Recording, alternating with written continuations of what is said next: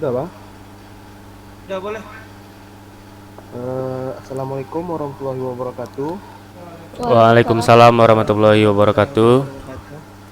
Puji syukur kita ucapkan kepada Tuhan Yang Maha Esa karena telah memberikan kesempatan kepada kita untuk hadir pada seminar kita pada siang hari ini. Terima kasih juga kepada kawan-kawan yang telah hadir dalam acara tersebut. Materi kita pada siang hari ini adalah tentang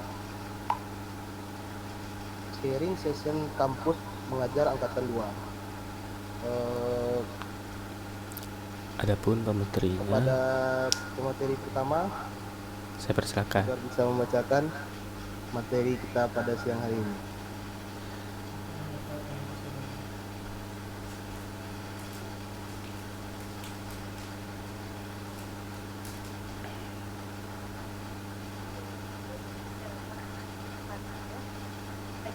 Assalamualaikum warahmatullahi wabarakatuh dan selamat siang teman-teman semuanya.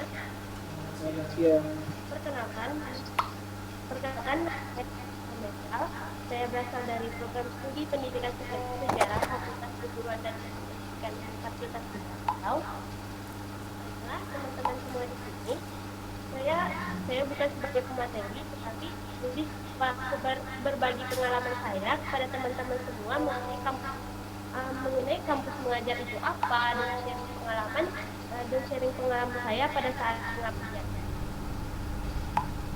Selanjutnya, operator.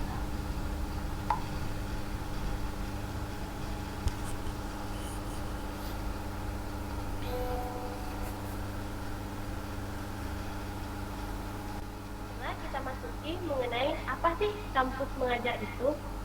Mungkin beberapa teman-teman sudah tahu mengenai program kampus mengajar. Jadi menjelaskan mengenai apa itu kampus mengajar. Kampus mengajar merupakan program milik Kementerian Pendidikan, Kebudayaan, Riset dan Teknologi. Karena kampus mengajar ini mengusung tema Merdeka Belajar. Kampus mengajar ini bagian dari kampus Merdeka yang bertujuan untuk memberikan kesempatan kepada mahasiswa untuk belajar dan mengembangkan diri melalui aktivitas di luar kelas perkuliahan.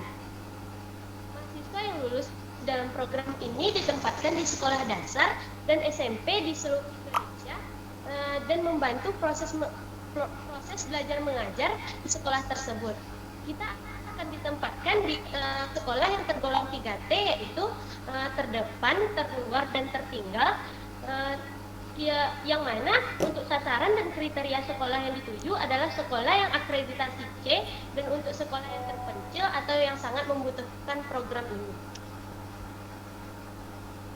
Lalu bedanya kampus mengajar sama KKN itu apa sih? Selama pengabdian saya berpengalaman bahwa banyak masyarakat dan bahkan guru-guru pun berspekulasi bahwa kami itu KKN. Bisa mungkin kita menjelaskan bahwa kampus mengajar dan KKN itu sangat berbeda. Ini memiliki tujuan.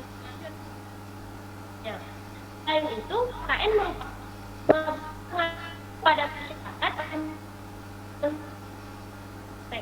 sedangkan kampus mengajar merupakan program langsung dari Menteri Kemendikbud yang mana terfokus pada sektor pendidikan di Indonesia agar lebih optimal. Karena pendidikan di daerah 3T sangat berbeda dengan daerah kota. Hadirnya kampus mengajar yaitu membantu pendidikan Indonesia agar lebih maju dan merata di setiap daerah. Selanjutnya, operator.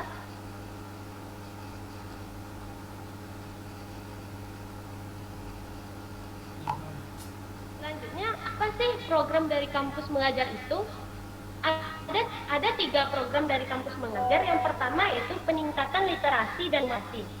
Di daerah 3T, literasi dan numerasi masih sangat minim.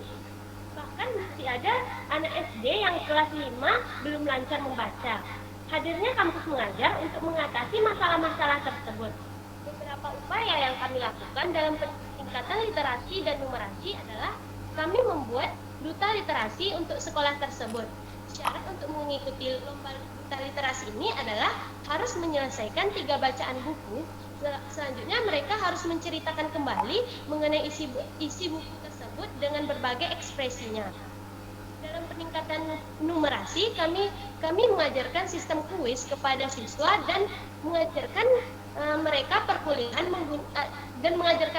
perkalian menggunakan jari tanpa harus menghafal perkalian secara keseluruhan. Mungkin itu beberapa program kami pada saat pengabdian sebagai upaya peningkatan literasi dan numerasi. Program selanjutnya yaitu adaptasi teknologi. Kenapa sih kampus mengajar ini harus melakukan adaptasi teknologi kepada siswa dan guru? Jawabannya karena kita sekarang sudah memasuki era society 5.0 yang mana konsep masyarakat berpusat pada manusia sebagai human center dan berbasis teknologi. Apalagi Indonesia mengalami musibah sampai saat ini, yaitu virus COVID-19 yang menganjurkan kita untuk belajar secara daring hampir 2 tahun lebih lamanya. Mau tidak mau, guru harus mengerti mengenai teknologi. Karena teknologi itu merupakan jembatan penghubung untuk menyalurkan ilmu kepada siswa-siswanya. Sementara untuk siswa, selain dihadapkan karena kebutuhan sekolah menggunakan teknologi, siswa dihadapkan pada ANBK atau Asesmen Nasional Berbasis Komputer. Mau tidak mau, anak-anak harus menguasai teknologi karena Asesmen Nasional dilaksanakan dengan metode berbasis komputer. Beberapa program yang kami laksanakan untuk adaptasi teknologi yaitu adalah melakukan pelatihan blended learning yang bertujuan untuk membantu guru dalam proses pembelajaran selama masa pandemi. Sedangkan untuk siswa, kami melakukan pengenalan perangkat teknologi terlebih dahulu karena mereka banyak yang belum mengetahui nama-nama teknologi yang kami gunakan. Selain itu, kami juga membantu dan membimbing persiapan ANBK untuk siswa.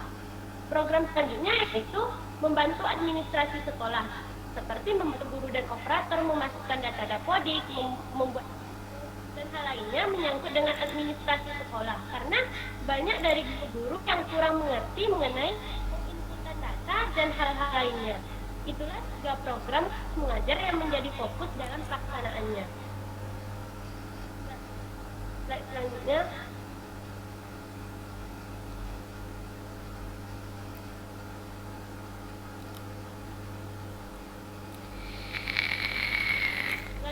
Apa sih benefit ikut kampus mengajar ini? Yang pertama itu pengalaman berharga yang tidak kita temui di program-program lainnya. Apa itu menjadi benefit utama? Karena pengalaman itu di atas segalanya. Kita ditempatkan di daerah 3T yang mungkin sangat dan bahkan jauh berbeda dengan daerah kita. Mulai dari kehidupan yang berbeda dan orang yang memiliki kisah hidup yang mungkin bisa dikatakan sulit daripada kita, tetapi tidak pernah menyerah. Contohnya seperti salah satu gambar di slide, yaitu seorang anak yang berjalan kaki sangat jauh sekitar 12 km dari rumahnya menuju sekolah dengan akses jalan tanah berdebu dan mobil perusahaan itu lalu-lalang, tetapi semangatnya tidak pernah pudar untuk berangkat ke sekolah. Yang mana kita tahu zaman sekarang berkarya jarang kita temui orang-orang berjalan kaki sejauh itu, apalagi anak kecil. Selain itu, kita bertemu dengan anak-anak yang berbakat, baik itu dalam bidang olahraga, pramuka, dan seni. Mereka memiliki bakat, tetapi mereka itu tidak bisa mengekspresikannya karena kurangnya sarana dan prasarana.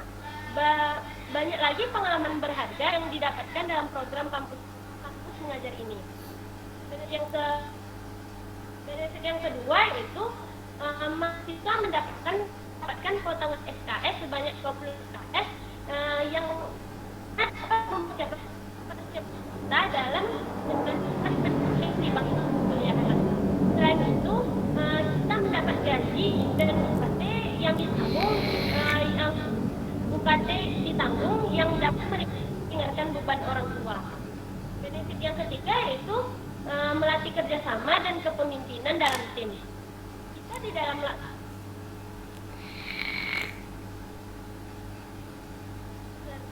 secara kelompok, yang mana dalam kelompok kepentingan bersama itu di atas kepentingan pribadi.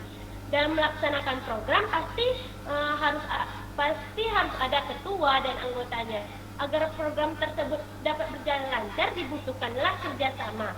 Jika egoisme dikedepankan, maka program tersebut tidak akan pernah berjalan dengan lancar. Selanjutnya yaitu ilmu yang sangat bermanfaat, khususnya penguatan literasi numerasi, adaptasi teknologi maupun administrasi sekolah. Di sana kita belajar sekaligus mengajar. Kita dituntut untuk mengerti mengenai program kita buat. Mau tidak mau, kita harus mencari tahu bagaimana sih trik agar siswa itu mengerti literasi dan numerasi. Jadi kita bisa bertanya kepada teman-teman kita sesama kampus mengajar atau bahkan guru yang berada di sekolah tersebut, karena yang karakteristik siswa itu adalah guru yang lebih lama mengenalnya. Begitupun dengan adaptasi teknologi, kita saling berbagi ilmu dengan teman-teman kita yang lebih mengerti mengenai hal tersebut. Yang terakhir itu bertemu dengan orang-orang hebat. Setiap orang yang ditemui adalah orang-orang hebat yang memiliki kisahnya masing-masing, termasuk teman-teman dan guru-guru yang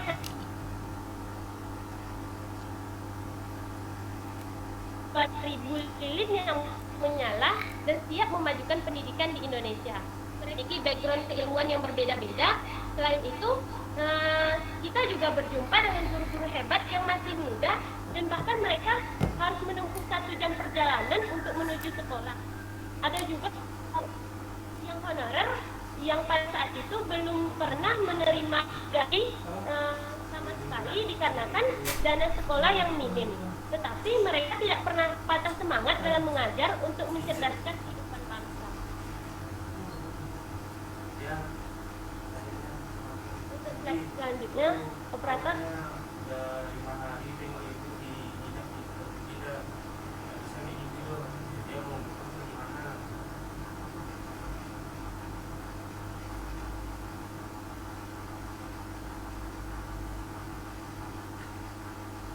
Mungkin di awal beberapa pengalaman juga telah saya jelaskan. Mungkin teman-teman di sini belum tahu banyak tentang saya. Saya merupakan mahasiswa kampus mengajar angkatan 2 yang ditempatkan di SDN 012 Gunung Thailand. Sekolah kami itu merupakan sekolah baru yang berdiri tahun 2019 dan belum teraktif.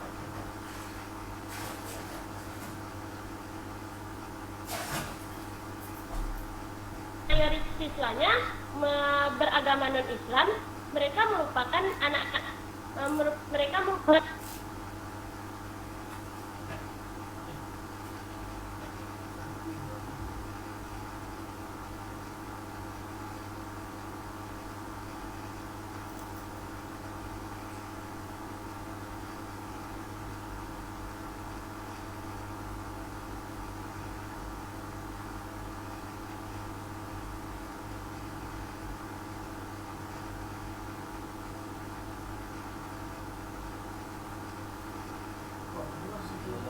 kepada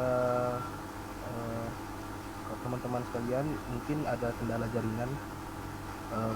Selanjutnya mungkin bisa dilanjutkan oleh pemateri kedua untuk melanjutkan materi kita.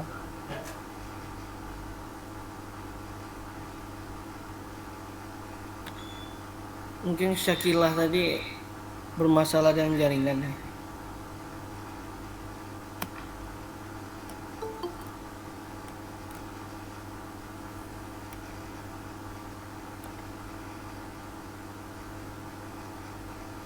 Kawan-kawan dengar suara saya? Dengar bang. Dengar Pak. Baik, sebelumnya saya ucapkan Assalamualaikum warahmatullahi wabarakatuh. Waalaikumsalam warahmatullahi wabarakatuh. Selamat siang kawan-kawan. Terima kasih sudah bergabung di webinar sharing session kampus mengajar. Sebelumnya saya ucapkan terima kasih juga kepada Bapak Afrizal, Pak Eh, Perkenalkan, nama saya Muhammad Rizky Islami, jurusan Teknik Informatika angkatan 18. Sekarang saya semester 7. Saya asal Kampar, Salo. Buat kawan-kawan mungkin tahu Kampar di mana, saya tinggal di Salo. Baik kawan-kawan, why? Kenapa IPK sampai 4? Pernah nggak berkawan-kawan bertanya kenapa IPK itu sampai 4? Di SMA kita dinilai sampai 10. Ketika kita di perkuliahan, kenapa IPK kita dinilai sampai 4? Setelah saya diskusi dengan kawan-kawan yang lain, ternyata IPK 4 itu hanya di akademis, di perkuliahan saja. Kemana 6-nya lagi? 5, 6, 7, 8, 9, 10-nya. Salah satunya di kampus Mahajar. Bisa saja di mana saja. Jadi intinya 4 secara akademis, 5, 6, 7, 8, 9, 10 ya di masyarakat. Salah satu tridharma perguruan tinggi yaitu pengabdian. 6-nya itu pengabdian kawan-kawan kepada masyarakat. Why? Kenapa saya masuk ke kampus Mahajar? Saya pribadi background non pendidikan. Karena itulah saya ingin mengimprove public speaking saya, mengimprove kepemimpinan saya, dan banyak feedback yang saya dapatkan yang telah disampaikan Syakila tadi, konversi 20 SKS, dapat insentif, dan itu lumayan kawan-kawan. Oke. Saya ditempatkan di SD 012 Gunung Sahilan. Kawan-kawan sudah tidak asing lagi namanya. Beginilah bentuk sekolahnya kawan-kawan. Awal saya datang ke Gunung Sahilan, saya seperti tag film Laskar Pelangi kawan-kawan. Saya merasa nonton film Laskar Pelangi dan saya sekarang lagi tag film. Dan beginilah salah satu contoh gedungnya kawan-kawan. Dan uniknya sekolah ini dikelilingi oleh perusahaan, namun minim CSR-nya tadi. Dan fasilitas terbatas, sangat banyak kekurangan. Dan satu lagi kawan-kawan, anak-anak 65% itu menggunakan transportasi bus yang disediakan oleh perusahaan. Jadi anak-anak itu tinggal di dalam lingkup perusahaan. Anak-anak tuh bangunnya tuh jam 5 pagi sudah bangun karena bus jam 5 sekian, hampir jam 6 bus sudah datang. Jika anak-anak telat bangun, dia tidak bersekolah karena transportasi salah satunya bus. Uniknya sekolah ini luar biasa. Nih, guru SD 012 Gunung Sahilan tadi yang disampaikan oleh Syakila, ini ibu ini ke sekolah, ini namanya Bu Nia. Beliau ke sekolah sekitar 1 jam, dan ini bapak sekolah. Beliau ke sekolah sekitar 1 jaman juga, 45 menit. Ada 2 guru ASN, 1 PNS, 1 P3K. Dan cuma ada 2 guru profesional. Dan ini kawan-kawan lihat, ini guru baru tamatan SMA tahun 2019 sudah jadi guru dan sekarang sedang berkuliah. Jadi kalau menurut NSP Nasional Standar Pendidikan sudah tidak sesuai standar, gurunya tidak memenuhi syarat dan tidak profesi. Dan ini Bapak Judika, beliau seorang pendeta, guru kelas. Di sana mayoritas non-muslim. Jadi kalau belajar agama itu yang minoritas keluar. Biasanya kalau saya sekolah dulu, kami kena Islam itu mayoritas, ya kami yang di dalam. Luar biasa lah, saya banyak mendapat pengalaman di sana. Ini Bapak Judika luar biasa. Kami sempat berdiskusi juga dengan Bapak Judika. Bapak Judika bilang seperti ini. Saya menarik dengan Bapak Judika. Jangan cintai agamamu, tapi cintai Tuhanmu. Pertama saya bingung apa maksudnya. Saya dalami lagi, saya diskusi. Rupa maksudnya cintai Tuhan, baru cintai agama. Kalau kamu cintai agama dulu, kamu bakalan benci dengan agama-agama lain. Dan itu hasil diskusi kami dengan Bapak Judika. Dan saya setuju yang Bapak Judika sampaikan. Ini kawan saya kuliah di UIR, ini di Padang, dan ini di Unri. Tadi Syakila sempat live dari Zoom, dari Meet kita. Jadi kita bakalan dipertemukan dengan berbeda alma mater antar university teman kita kalau kita ikut kampus mengajar nih kawan-kawan. Nih kelas 5. Kelas 5 berjumlah 5 orang. Jadi sudah bisa main PUBG nih, main futsal sudah bisa nih 5 orang. Soekarno butuh 10 orang untuk mengguncangkan dunia, 5-nya sudah ada nih di Gunung Thailand. Uniknya di kelas 5 pertama kali saya masuk, anak-anak bertanya dengan saya memperkenalkan diri saya, ini mayoritas non muslim semua nih. Saya memperkenalkan nama saya, perkenalkan nama Bapak Muhammad Rizky Islami, saya bercerita segala macam. Anak-anak ada salah satu anak menyeletuk kepada saya, Pak, kenapa Bapak Muslim? Kenapa Bapak Islam? Saya terdiam kawan-kawan. Saya terdiam, bagaimana cara menjawab ini? Saya diam. Setelah saya diam, baru saya jelaskan. Saya ambil kertas, ini ada kertas, pas duduk nih, ini anak nih, duduk di sini. Saya ambil kertas, saya tulis angka 6. Anak tuh duduk di sini, saya duduk di sini, saya berdiri di sini. Nak, kata saya, coba kamu lihat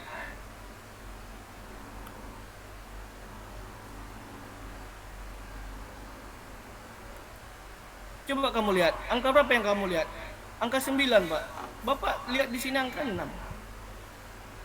Coba kita pindah tempat duduk, saya bilang.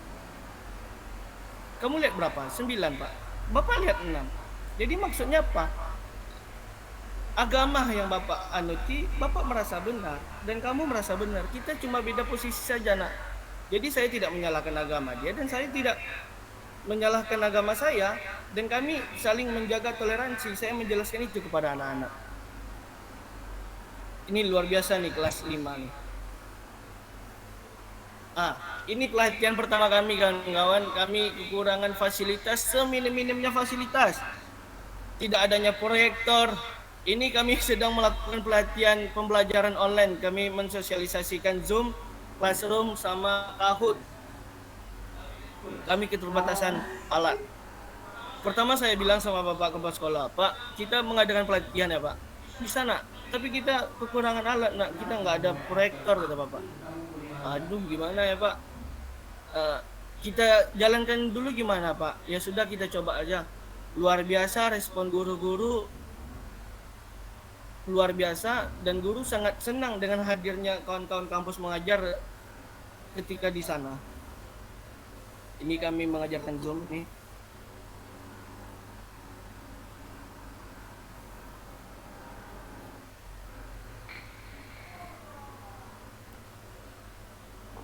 Nih, adaptasi teknologi. Ini ada setelah satu anak, dia bilang, Pak, ini namanya apa?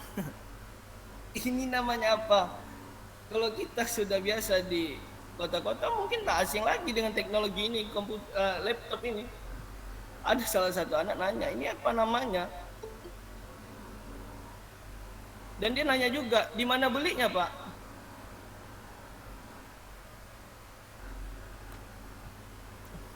Luar biasa anak-anak di sana. Jadi kawan-kawan, ini kami lagi sosialisasi AKM.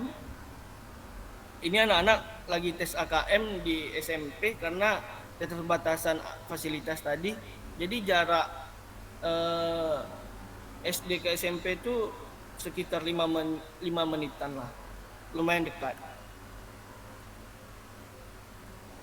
Ini kawan-kawan, kami juga adaptasi. Saya background saya non pendidikan, saya menjelaskan dengan kapasitas saya mengimplementasikan ilmu saya yang ada di kampus. Saya menjelaskan ke adik-adik bagaimana teknologi, saya mengajak adik-adik bercerita tentang teknologi, menjelaskan apa itu jaringan. Disinilah saya diskusi dengan adik-adik, saya juga ngajak adik-adik nonton, kami literasi digital. Dan proyektor ini mungkin kan bertanya, di mana dapatnya? Kami mendapatkannya dari tetangga teman saya, kami pinjam, kami bawa ke Gunung Thailand. Ini kawan-kawan, ini yang membuat saya banyak belajar dari Dimas dan Rizky. Ini namanya Rizky, satu nama dengan saya. Boleh kawan-kawan lihat dulu. Nih, muka yang ceria, sepatu butut mengejar cita-cita. Dimas kelas 1 SD kawan-kawan. Dimas itu kelas 1 SD. Dan ini Rizky kelas 4 SD. Ini Dimas. Boleh kawan-kawan lihat sebentar. Saya mengajak kawan-kawan lihat keadaan. Ini loh sekarang di era Society 5.0 masih ada di kita anak kelas 1 SD baru mengenyam pendidikan itu baru menggunakan sepatu butut. Kita menggaungkan teknologi, rupanya di daerah yang terisolasi masih ada seperti ini. Pertama saya mengira ini seperti bohongan kawan-kawan, ketika seperti film. Itu yang pertama saya bilang. Pertama saya datang seperti nonton Laskar Pelangi dan saya tag film Laskar Pelangi. Inilah kawan-kawan sepatu butut mengejar cita-cita. Ini Rizky, jempol kakinya kelihatan tuh kawan-kawan. Kalau saya keluarkan telunjuk saya kalah, sulit kami jadinya. Jadi kami upload lah ke media. Luar biasa bantuan kawan-kawan media. Kami banyak dapat bantuan, kalau kita bilang netizen membantu kami. Dan juga sekarang hadir kawan-kawan yang telah membantu memberikan Dimas sepatu. Dan Rizky juga saat kami mau memberikan, kami challenge juga adik-adik ini, kami motivasi sebelum kami memberikan sepatu. Nih kesan kampus mengajar. Mungkin kawan-kawan ini kami adaptasi teknologi di kelas 4. Ini kawan-kawan lihat, ini yang duduk-duduk ini. Ini kelas 1, kelas 2, kelas 3. Ini yang di luar. Pak, kami boleh gabung Pak? Boleh lihat Pak? Boleh. Tapi kalian harus diam, dengarkan. Jadi duduknya di sini nih, lesehan. Boleh kawan-kawan lihat videonya, kedengaran suaranya kawan-kawan? Suka dan dukanya. Ya. Saya suka sama Bapak, suka kelas 5 sama kelas 4 nonton bioskop. Bapak kasih kalau lihat. Nonton bioskop, nonton apa? Nonton pakai proyektor. Oh iya, nonton bioskop terus. Apa lagi? Bapak jadi kami mati-mati. Iya, Bapak jadi matikan terus. Nah, terus coba cerita lagi apa?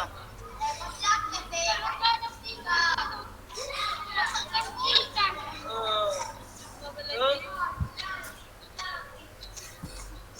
Oke.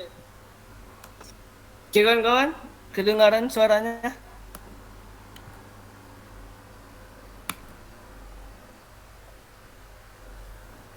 Jadi saya membuktikan kepada kawan-kawan, saya background non pendidikan dan saya juga bisa mengajar. Buat kawan-kawan yang non pendidikan, kita juga bisa mengajar. Kita juga bisa public speaking seperti background pendidikan yang lainnya. Yuk kawan-kawan, kita bukan non pendidikan tapi bisa berada di dunia pendidikan. Mungkin itu saja dari saya. Semua orang guru, semua tempat sekolah. Wassalamualaikum warahmatullahi wabarakatuh. Waalaikumsalam. Waalaikumsalam.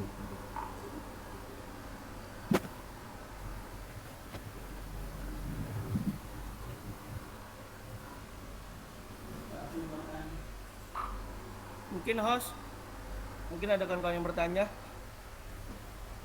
Terima kasih kepada narasumber yang telah memberikan materi kita. Selanjutnya akan masuk ke sesi pertanyaan. Mohon maaf. Selanjutnya akan dilanjutkan dengan pemateri ketiga dengan Bapak Dr. Andes Afrizal Tani. Kepada Bapak Dr. Andes Afrizal Tani dipersilakan untuk menjelaskan materinya.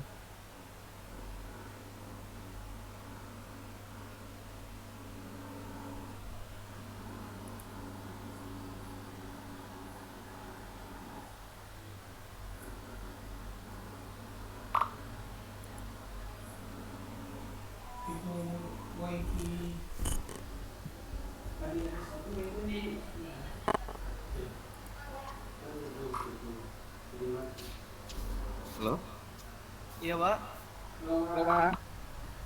Eh, ini kameranya nggak kelihatan ya? Enggak, Pak. Oh ya. Suara saya gimana, Rizky? Kedengaran, Pak. Baik. Terima kasih. Assalamualaikum warahmatullahi wabarakatuh. Waalaikumsalam warahmatullahi wabarakatuh. Waalaikumsalam warahmatullahi wabarakatuh. Senang bisa ketemu adik-adik di siang hari ini. Muhammad Rizky Islami menghubungi saya untuk berpartisipasi di kampus mengajar. Kebetulan Satgas Kampus Mengajar di LPMP Provinsi Riau itu salah satunya adalah saya. Jadi saya juga tadi terkesima ya, pengalaman asli yang langsung dirasakan oleh Muhammad Rizky, kemudian tadi siapa Sakila atau siapa itu tadi yang bercerita kepada kita semuanya bahwa ternyata mengikuti program kampus mengajar itu memiliki berbagai warna. Jadi ada senang, bangga, sedih, gembira. Saya sendiri tadi melihat Rizky Islami presentasinya juga malah terbawa perasaan kayaknya ya ketika melihat sedikit video tadi. Mungkin mengingatkan kembali kenangannya ketika berada di salah satu SD di Gunung Sailan. Tadi sudah disampaikan oleh teman-teman bahwa apa untungnya kita ikut program kampus mengajar. Percayalah bahwa dengan mengikuti program kampus mengajar, maka seluruh kenangan dan pengalamannya takkan pernah terlupakan. Dan itu akan memberi bekas di hati kita, memperkaya hasanah berpikir, memperkaya pengalaman kita. Kenapa yang diterima itu semua jurusan di program studi dalam lingkup perguruan tinggi di bawah pembinaan Kemendikbudristek. Kenapa bukan FKIP? Jadi memang program kampus mengajar ini bukan program PPL untuk mengajar, tapi bagaimana adik-adik mahasiswa itu bisa turut serta mewarnai pendidikan Indonesia, mengetahui bagaimana pendidikan Indonesia itu, kemudian apa yang bisa dia berikan. Karena seorang mahasiswa kampus mengajar itu memang diberi pembekalan terhadap pedagogik, yaitu seni tentang mengajar, memang diberi beberapa pembekalan yang cukup baik ya. Namun demikian bahwa sebenarnya program kampus mengajar itu lebih pada mendukung bagaimana proses pembelajaran itu bisa terjadi. Tadi Muhammad Rizky Islami mengatakan basic saya tidak guru, tapi Rizky berkontribusi mungkin mengenalkan teknologi dan sebagainya kepada teman-teman guru, dan yang paling penting adalah kepada anak-anak Indonesia di Gunung Sailan. Di kampus mengajar 1, saya kebetulan dilibatkan dalam monitoring evaluasi oleh Direktorat SD waktu itu di Kabupaten Rokan Hulu. Kebetulan ada salah seorang peserta dari mahasiswa UIR juga, jadi basicnya malah sarjana hukum. Jadi walaupun adik itu basicnya sarjana hukum, tapi punya kemampuan teknologi. Jadi maksudnya itu pengetahuan sederhana berkenaan dengan media pembelajaran. Maka mahasiswa tersebut mengajarkan guru-guru bagaimana membuat PowerPoint, lalu bagaimana memanfaatkan media-media pendukung pembelajaran lainnya. Kemudian tadi saya juga melihat bahwa Dek Rizky dan teman-teman itu mengenalkan komputer dan sebagainya. Saya juga ingin sampaikan bahwa ada salah satu SD di Kecamatan Enok, Indragiri Hilir dahulunya. Itu untuk memotivasi anak mengenal teknologi itu, kepala sekolahnya mencari kesana kemari, akhirnya hanya dapat 1 saja komputer, itu pun Pentium 1, namun dihubungkan dengan perangkat LCD, dan ketika itu dihadapkan, dibawa ke dalam kelas, setiap anak diminta hanya untuk mengetik 1 huruf saja, antusias anak itu begitu luar biasa. Jadi apa yang dilakukan oleh Rizky, apa yang dilakukan oleh Sakila, apa yang dilakukan oleh teman-teman kampus mengajar lainnya adalah bagaimana hal kecil menurut orang lain mungkin, tapi menginspirasi mereka untuk menjadi besar. Jadi kehadiran adik-adik mahasiswa itu nanti di sekolah-sekolah itu bukan untuk mengajar mestinya. Tapi kalau tidak ada gurunya, ya boleh ngajar. Tapi bagaimana anak-anak itu menginspirasi, terinspirasi oleh adik. Kemudian mahasiswa kampus mengajar itu juga agen perubahan. Salah satu di antaranya di samping agen perubahan protokol kesehatan juga teknologi itu. Nah, jadi percayalah adik-adikku sekalian bahwa ketika Anda berada di lingkungan itu, ronanya itu betul-betul luar biasa. Jadi seperti nano-nano lah begitu ya. Jadi, sedih, haru. Saya juga mendapat pengalaman di Rohul itu ketika melakukan Monep, ada mahasiswa dari Medan. Dia sudah persiapkan semuanya, perangkat pembelajarannya menggunakan multimedia seperti ini, kuis-kuis seperti ini. Tapi begitu nyampe ke sekolah itu, listriknya nggak ada, internetnya nggak ada. Maka dia harus mengubah situasi itu menjadi bentuk lain supaya dia tetap bermakna di tengah-tengah anak-anak Indonesia itu. Maka ada sebagian di antaranya dibuatnya menggunakan karton. Dan ternyata alat yang dia buat dari karton itu memudahkan anak untuk paham pelajaran matematika. Jadi banyak hal adik-adikku sekalian yang bisa kita perbuat di program kampus mengajar ini. Sekali lagi, kampus mengajar itu juga mempunyai kompensasi terhadap SKS yang menjadi beban adik-adik di sekolah. Memang diberikan juga uang saku, tapi mungkin tidak terlalu penting uang saku itu. Tapi pengalaman adik-adik di sekolah itu tak mampu dibeli dengan nilai rupiah berapapun.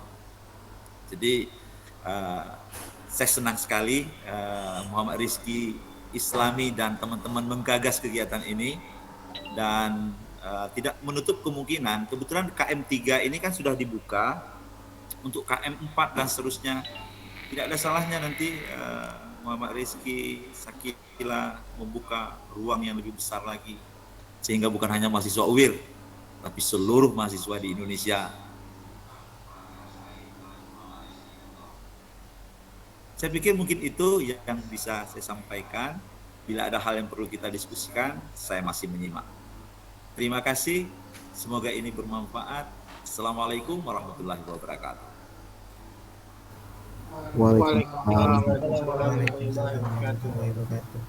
Terima kasih kepada Bapak Afrizal Tani yang telah menjelaskan materi kita hari ini. Juga kita berterima kasih kepada pemateri atau narasumber yang lain. Selanjutnya kita akan memasuki sesi pertanyaan. Jika ada audiens yang ingin bertanya, dipersilakan untuk menghidupkan mic-nya.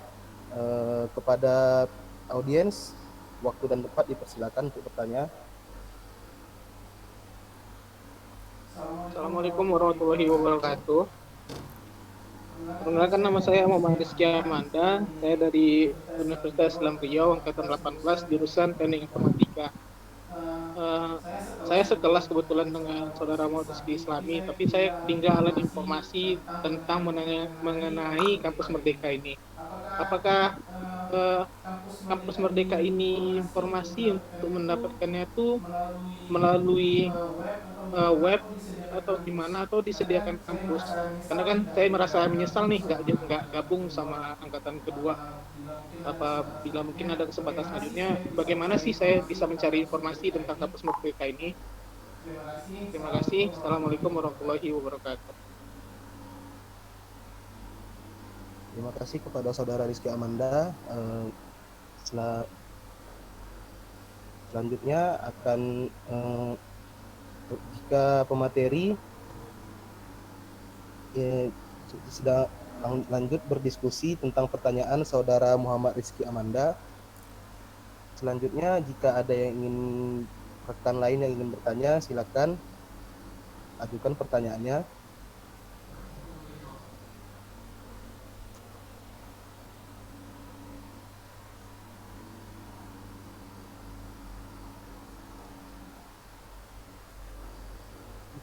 kita beri waktu untuk kepada audiens yang ingin bertanya untuk mengemukakan pertanyaannya.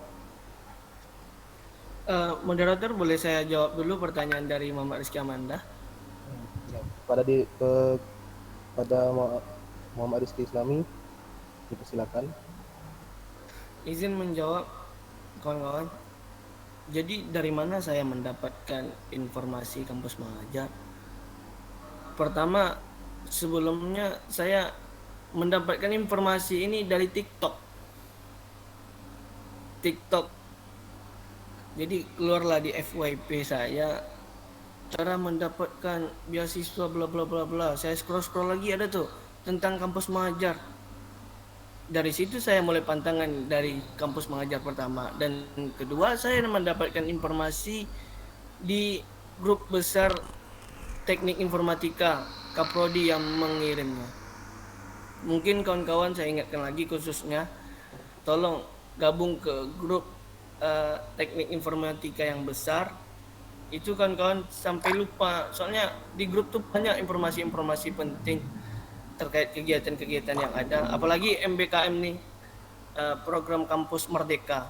Jadi kawan-kawan yang ingin mengikuti kampus mengajar, mau tahu informasinya dari mana, kita bisa follow IG Kampus Merdeka, dan kita juga bisa mendaftarkan akun kita. Kalau saran saya pribadi, silakan daftarkan akun kawan-kawan di Kampus Merdeka. Selepas itu, kawan-kawan bakal melihat kegiatan apa saja yang ada di sana. Di sana juga ada kegiatan magang, ada kegiatan studi independen, dan ini bakalan ada kegiatan KKN lagi kawan-kawan. Semoga bisa cepat dimulai kegiatan ini. Kegiatan ini menarik juga nih. Terus kegiatan Kemendikbud berkolaborasi dengan Kemensos, Pejuang Pemuda kalau nggak salah, itu ke desa-desa juga. Mungkin itu saja moderator, sekian, terima kasih.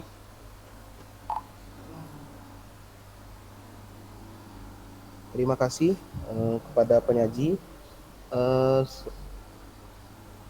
Selanjutnya, jika ada audiens yang ingin bertanya, kita beri waktu 2 menit untuk memikirkan pertanyaannya. Moderator, izin menambahkan? Halo. Ya. Kalau boleh. Ya Pak, silakan, dipersilakan ya. Pak.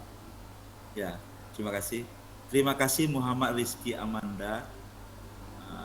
Pertanyaanmu itu bagus sekali ya, tanda Anda berminat. Cuma untuk kampus mengajar 3 itu sudah ditutup pendaftarannya dari tanggal 25 November hingga 10 Desember 2021. Namun informasi yang berkenaan dengan kampus mengajar itu dapat dilihat di kampusmerdeka.kemendikbud.go.id,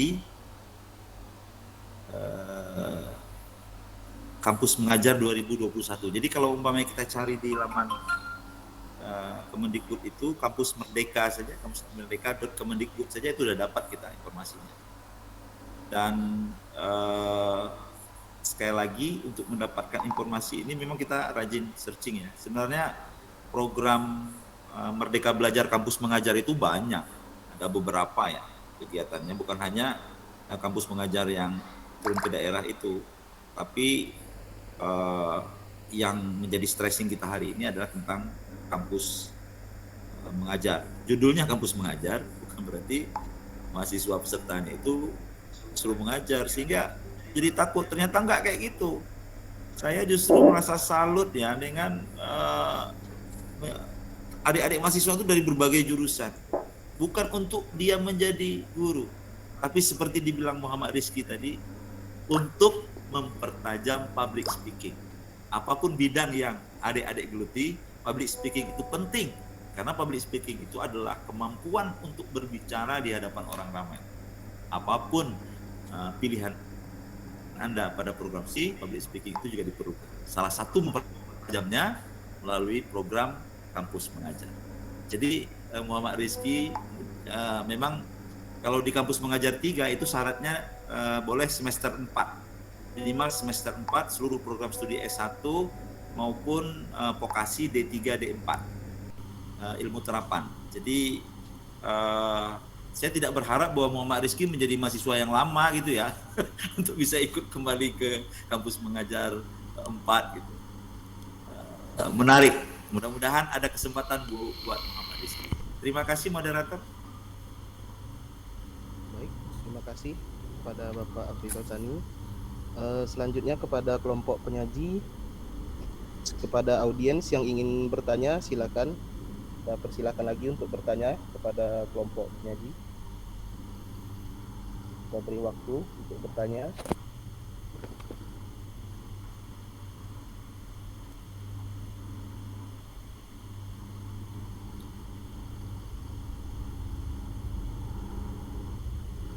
Kebetulan izin moderator. Iya Pak.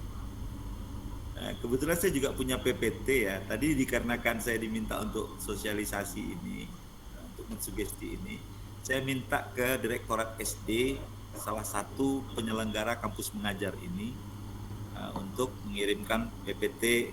Ternyata yang paling baru itu kampus mengajar 3. Itu pun pendaftarannya sudah selesai 10 Januari kemarin. Dan bila ini diperlukan, saya akan kirimkan PPT-nya kepada Muhammad Rizky Islami. Kebetulan saya punya nomor HP beliau. Jadi kalau ada adik-adik yang ingin mengetahui, paling tidak di sini dapat gambaran apa saja sih peran mahasiswa kampus mengajar.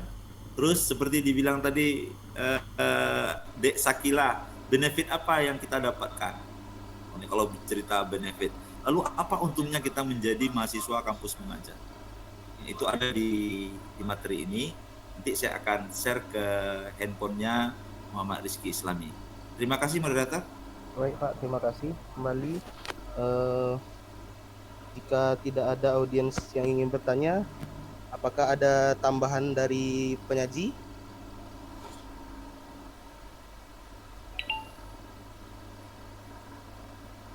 Mungkin tidak ada ya. Kalau itu kita tutup saja dengan berakhirnya presentasi dan sesi tanya jawab. Maka berakhirlah presentasi kita pada hari ini. Saya selaku moderator mewakili rekan untuk meminta maaf jika ada kesalahan baik yang disengaja ataupun yang tidak disengaja. Marilah kita tutup sesi pertanyaan ini dengan mengucapkan hamdalah. Alhamdulillahirabbil alamin. Saya tutup. Assalamualaikum warahmatullahi wabarakatuh. Waalaikumsalam warahmatullahi wabarakatuh.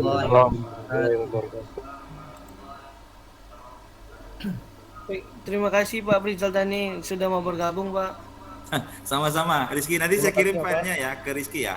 Siap Pak, siap Pak. Oke, saya permisi ya karena kebetulan juga ada ada FGD di kantor.